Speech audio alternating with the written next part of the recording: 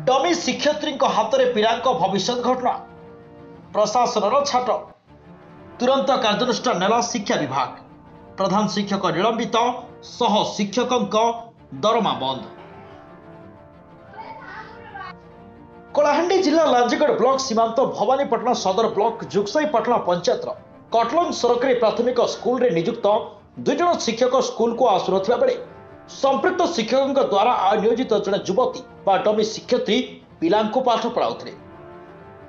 एहार खबर प्रसारण पर जिलापाल तदंत कार्यानुष्ठान पर शिक्षा विभाग को निर्देश देते अभिभावकों मध्य तीव्र असंतोष देखा ब्लॉक शिक्षा विभाग पक्षर तुरंत कार्यानुष्ठान नहीं प्रधान शिक्षक चक्रधर पाली को निलंबित करथिबा बेले सह शिक्षकों दरमा बंद करथिबा सूचना मिली।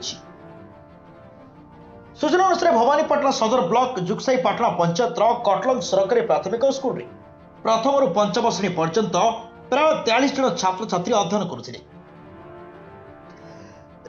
एठारे प्रधान शिक्षक चक्रधर पाली और सहकारी शिक्षक भगवान सिंह नियुक्ति होइतिले किंतु शिक्षक दय स्कूल को आसुनथिले। सेमाने से गाँव मैट्रिक जहाँ पढ़िथिबा जने युवती को शिक्षादान पई नियोजित करी मासिक 4500 टंका देउथिबा अभियोग होइतिला।